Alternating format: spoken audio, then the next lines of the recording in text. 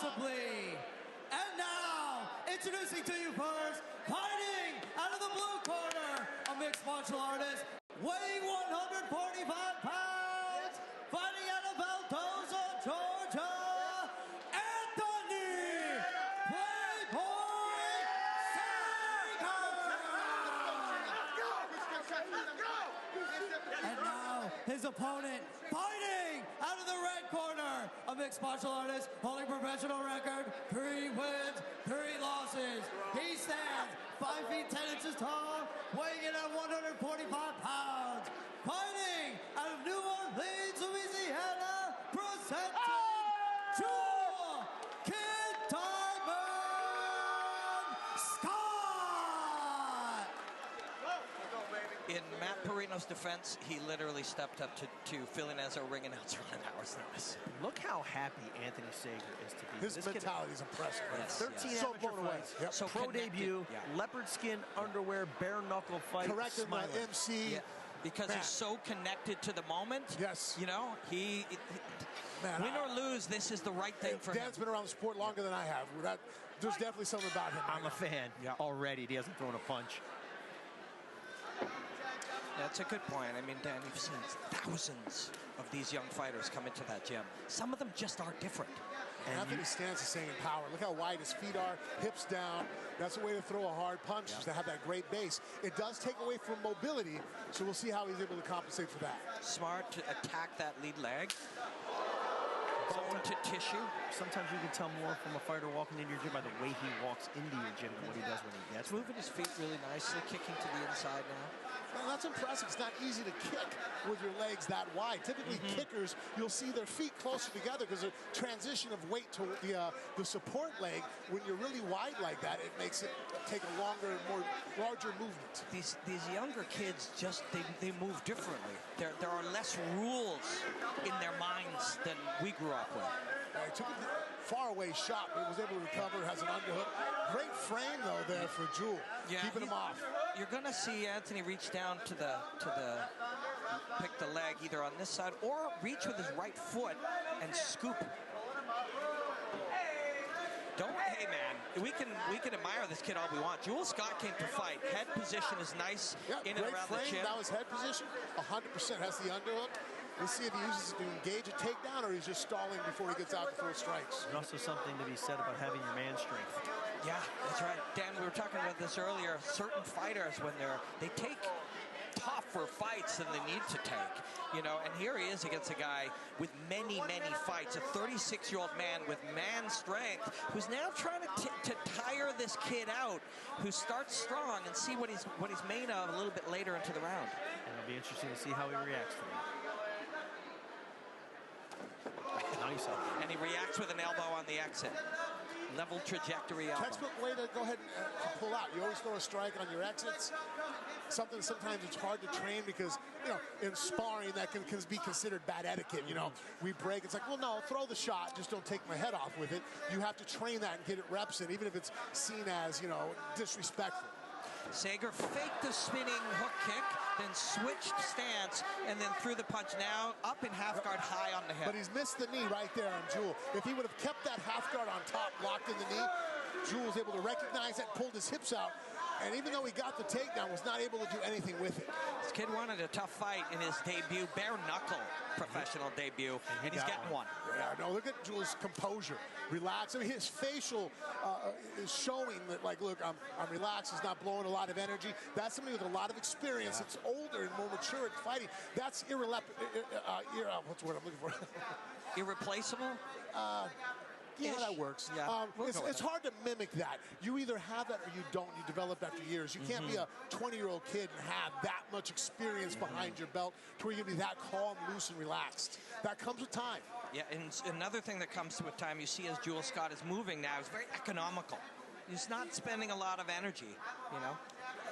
Out of the two, he can keep this pace going for a lot longer because he's excellent. Fake to the overhead left. And that was off of his first takedown attempt you saw there, or not his first, in this round. The reaction to that outside trip was sweet by that kid. And it's weird that Jewel's done that a couple times. That's actually a move you don't see happen much more in MMA, the outside leg pull. Yeah, the hook and pull, yeah. Now, Saeger's on top. He was talking about elbows and knees and being violent, and this is your place to do that. He used his shin. See how he's using his knee right now? To trap the hips of Jewel so he can't go down. And now he's grabbing that far leg. Beautiful textbook. Because Jewel needs to get that leg out if he's going to get to his feet. The fact he's holding that leg up, see how he's pulling it up? Perfect. That's exactly what he should be doing from here. Anybody at home stand up without their feet on the ground? Cannot. And if you block the bottom leg, you need to rotate that leg out to get to your feet. And by holding it, what Anthony did right there is he completely stopped Jewel's ability to get to his knee there. Until now, he let the leg go, and you can see now the right leg is on his knee. He's one step closer to getting back up to his feet. So he had scooped the far leg and then went to the body lock around, and now knee to the sternum as he comes up. He'll try to hook that inside. No, knee the tissue, the flesh. Excellent fight. I mean, when you see a kid taking outside tripping, a dozen-fight veteran in his first fight, that's one thing. To see him go through a round now we get to see what you're made of. Yes. And you're made of spinning hook kicks. Ooh, nice. Underneath. But when More so, like we talked about, let's see now what happens when you answer the second round. It's kind of like jumping off the roof of your house, right? It's a bad idea, but when you feel the impact, it's like, oh, you're going to go for a second go? Now we see what you're made out of. He's now had one tough round with a seasoned veteran. Let's see now where his mindset is that we saw it was before it started. Let's see if he's able to continue on and keep that momentum. The one aspect that you do see often is now you're in it, Dan. Now we're in it, right? Like there's no anticipation. It's happening, and we're now in a professional cage fight. You know, you hear the term false bravado, and there's some guys that are out there, you see their approach to the gym, and they're cocky, but you see they're just trying to fool themselves. Right. And then they get in a situation like this, and reality hits them here, quick. right? I saw this kid smiling on his way back to the corner, not sitting on a stool, and literally having a conversation with his coach like he's having a good time and he's just hanging out in the car. So I got to tell you, I like the kid's mentality. 100%. Little fake takedown. That's modern mixed martial arts to the overhand left. That was very Frankie Edgar-like. He threw the overhand right, or over the backside overhand and hit a knee tap. And that's how he got that really good takedown earlier. And he's working hard for those takedowns. He may want to put a little more focus on keeping the takedown, maybe staying inside the half guard, make it a little more difficult. I'm a big fan of that. I think staying half guard on top traps someone's legs. If you move to side control, well, now your arms are occupied holding their head, holding their shoulders. Unless you're a submission whiz and you need to advance to open up some submissions for you, which are getting more and more difficult as this game evolves, I think you're better off staying in half guard. Speaking about the old school, Dan remembers the day we started out. Dan gave me my start in the sport. How many times would we be in a locker room seeing people trying to teach someone how to get out of Kimura, how to do a triangle? Like, as we're fighting 3 more fights, well, the guy does triangles. What's that? Those days are long gone. Long gone. You come into here at 21 years old, you know more about martial arts than most 40-year-olds who were fighting, 10 without years a doubt. I'll argue with anybody anytime on that one. And you are a 40-year-old world champion, and you can see what this kid can do as he flicks out that jab. Now, his chances now look at his stance. He's changed a little bit. Not so deep and heavy. Keeping more mobility. So bad shot from too far out. And Jewel Scott responded to it well, kept the space between us, got onto the back of the head or the back of the spine. Now he's staying in half guard. When you're the older fighter, that's what you have is the advantage of cunning and experience. And so you let the other guy make mistakes, and that's what kind of fight Jewel Scott's fighting right now. He's like, hey, I'm not going to do nothing crazy. I'm not going to expose myself, but I'm going to let the young guy make the mistakes. When I find the gaps, I'm going to fit in and take advantage of them. And what he's done on this shot, he got it. He stopped the takedown, and he's on top in half guard. Now he's moving in front. But see, nothing big, no big movements to make mistakes. He's there, he's trapping the hip to maybe go ahead and put him back flat on his back. And see, he jumps over a leg, sumo stepping. He was looking for the triangle. We saw that earlier. Looking to, as Scott was stepping over, Anthony was looking for the triangle. You know, sometimes in your mind, especially your first professional fight, you have this idea in your head. You're going to land a jumping, spinning hook kick. The ring card girl's going to want to take you home. You're going to get the fight of the night, the bonus of the night, and now you're a professional winner. It's not like that when you step in here in a pro fight against a high-level guy. And those are all distractions I try to get guys to get away from. Like, look, you're only worried about the moment. One moment to the next moment. Like right now, your whole world is just this moment. You can't sit there and think about what the top of the mountain's going to look like. Look at what's in front of you and taking each individual step. You mentioned earlier, Frank, how much easier it is to grapple and get certain positions without the gloves. But you take the guy on top right here, it's also a lot easier to free up your hands and start doing damage without those gloves as well. Correct. Oh, yeah, no, it plays to both. The style, but it does change. I mean, I like to see people who are really good back takers, I think will excel in this. Because one thing that changes, I can wrestle or grapple with a guy who's world class at choking people from behind. But when we have gloves on and we wear the wraps, no problem. You're never going to get the choke. You take the gloves off, things change. I remember seeing Marcelo Garcia take someone's back for like 3 minutes. And I'm like, wow, he can't choke him. There must be something to the gloves. Whole different world. Yeah, Saeger's in a whole different world too here. He's been able to blow through people on his way up here, and now he's, you bite off a lot. You do not want to overestimate yourself. You do not want to underestimate your opponent. You got to be accurate. You got to be accurate. Yeah, and great job on Jules' side. He stopped the takedown. He's stealing this round right here. He's staying on top. Not a lot's going on, but hey, if not a lot's going on, then I'm going to, as a judge, go, well, neither guy's landed any shots. Damage is my first criteria. Now we go on to control. Who's controlling the face of this fight? And right now, it's all Jules. Scott, looking for an armbar or a triangle up here. The beginning shoulder trap. Yep. Oh, but Jules was able to get this arm back in there. Just two different approaches to when they got top position. You saw Saeger, he couldn't wait. He's jumping to the side control. He's looking to advance. And Jules Scott's taking his time working it. It's being a veteran. He's being the young guy walking down the hill. Young Bill, old bull. Yes, it is. And let's walk down and screw them all. Yes. And here he's gaining wind. It's not as hard to breathe when you're on top in that position. The other guy is carrying your weight. This is great. Head position. Don't make any big mistakes. Keep landing and scoring shots. And if at any moment Anthony puts his guard down or he has a lapse in judgment, go ahead and land those big elbows. Land the big shot. And then the only thing I would add to what Jules Scott's doing is like, hey, let's look for stepping over into the half guard. Half guard's easier to do damage from than it is the full guard. There's two things he is accomplishing here. One, he's winning the fight. And two, he's doing things that will help him win the third round. You fatigue your man, you hurt your man, you buzz your man, you discourage your man. You'll win this round, and you'll give yourself chips it's to kind win of like body work, right? Yep. We're putting work into the bank. It's going to pay off. You're right. Right now, he's able to pull back his own oxygen outtake. He's recovering, Jules Scott is, and he's making Anthony Saeger carry his weight. And also, too, sometimes in fights like this, smart guys will panic. Right now, Anthony's doing the calculations in his head. Oh, my gosh, I'm losing the fight. I need to do this. I need to do that. And that stress will actually add to it. Cortisol goes up. Testosterone goes down. Heart rate next time increases. You're on a cardio machine, start thinking about something stressful. Whatever work day you have, you'll see that your heart rate is going to naturally raise. Dan Lambert does not get stressed. Not sitting outside the cage, I'm not going to get stressed, but these two guys are, in a little bit of a tough fight right now, and it's clearly one round apiece. Yes. And, one guy's sitting on the ground, taking a rest, and one kid's standing up, ready to get out there again. I'm not sure how it's going to go, though. So let's see how this happened. There's a couple of great little kicks. Switch step to that roundhouse. It was beautiful. And here, shooting, and it actually kind of slid onto his left hip as the takedown was being defended. The mistake he made there was when he threw that hand combination, he was already intent on shooting. And you can't attach yourself to a technique like that. You have to let it develop and know how to abandon it. And that's going to come with time and experience. I'm going to throw a combo and hit a shot. Well, the fact that, Jules Scott walked backwards, like you can't shoot on a guy who's walking backwards. That's why it's stalling in wrestling. Very difficult to do. And he should have abandoned that technique when he saw it, but because he had committed to it already, he followed it all the way through. And the difference between an older fighter and a younger fighter couldn't be explained better than right there in that scenario. A younger fighter will say, I'm going to throw two feints and then throw a head kick. An older fighter will just allow it all to unfold as it takes place. You're going to see what happens. You have certain ideas of what you expect to happen. If it comes through, you fire your shot. If it doesn't, you know how to abandon yourself in the technique.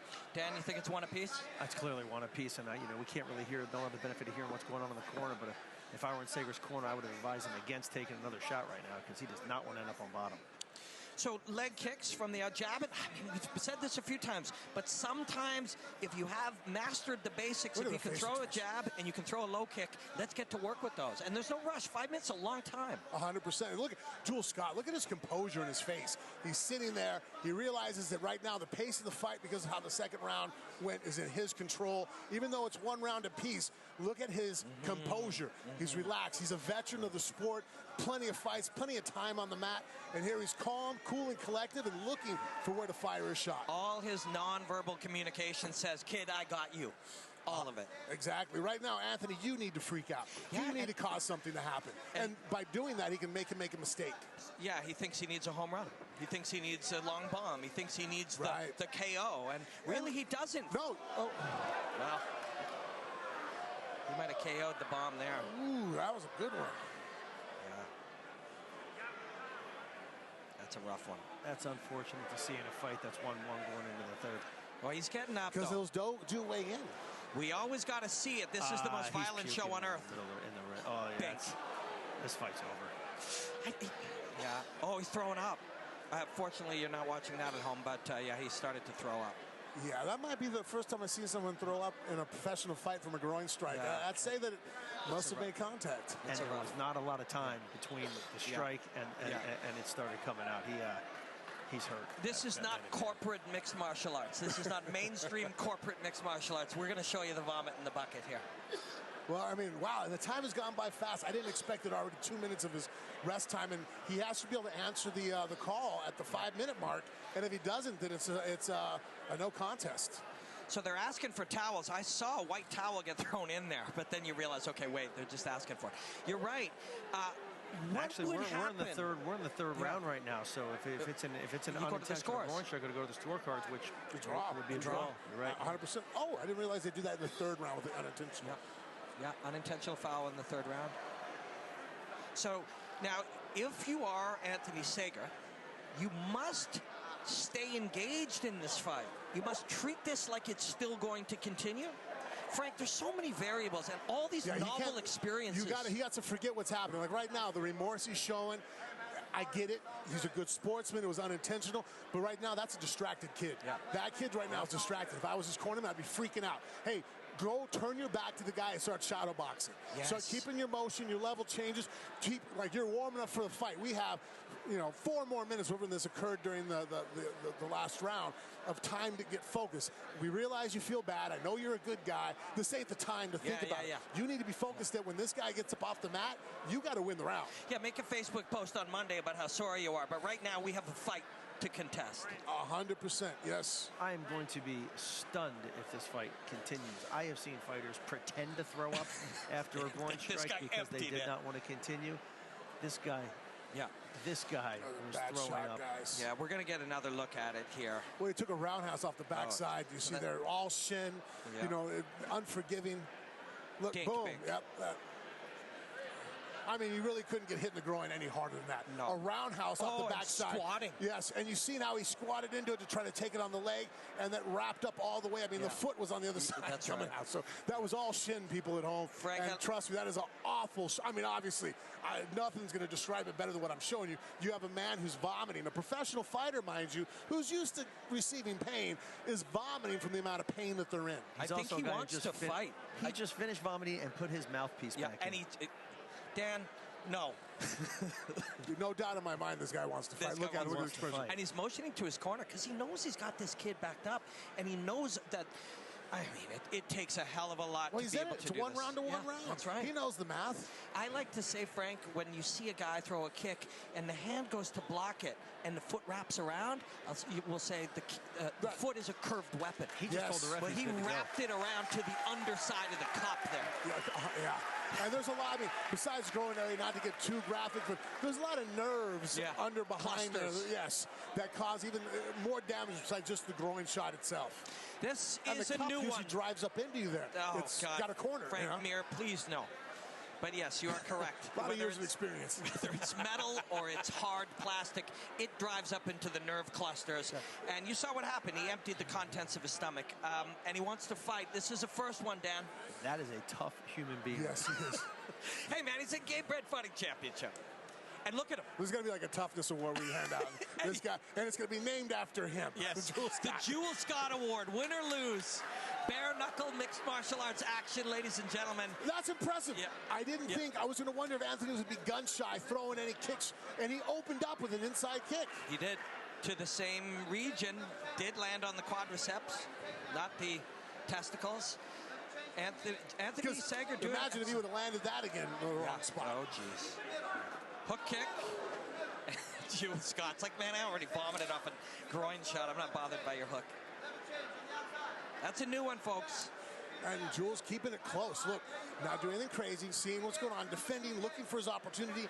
I feel like this is a really short game that he's trying to play here. He just needs to get on base. He just needs to go ahead and do one maneuver just to turn this round around, because in the next 2 or 3 minutes, however's left long in this round, one movement could win this whole thing in the judges' decision, not let alone just whether knockout or submission. Guys, I'm proud of us. His name is Jewel. I know. And we never went there. Never went. No.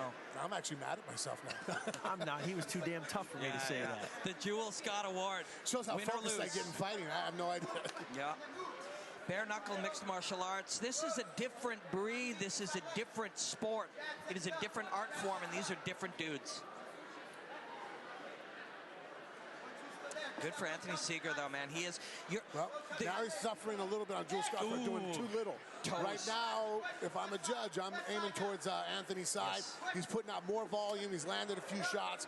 Right now, Jules Scott's doing too little. Yep. He was keeping it close, but now he's letting it get away from him. If I'm a judge, I'm looking for a reason to give the round to Jules Scott for what he went through to still be in there, but he's just not giving anything. No. There's being composed and collective, and but this is just hesitating now. Mm-hmm. If he's now looking to set up the one big shot, that will be, he'll look back at this, he'll remember this fight for the rest of his life. I think we might too. Well, and he's not breathing through his mouth at all here. You can see his composure. He's biting down on his mouthpiece still, making connections. He's not doing the heavy breathing. But let's credit the kid. He's actually showing so many different looks, and he's overwhelming him with possibilities that he's creating the hesitation. You're right. There is a lot going on. Oh, that's the difference right there. That could be that could be the fight right there. Yep. That one punch just won him the fight. And that's what he was looking for. And he'll take the back. Let's see if he can toss him to the ground. He's blocking for the head kick, and the punch is coming from the side. There's a head kick there he can throw with the left leg up and over that He just shoulder. needs to hang on. If I was in Jules Scott's, I'd be screaming, control the hips, control the... Do not break the hands. Do not allow this kid to turn this around.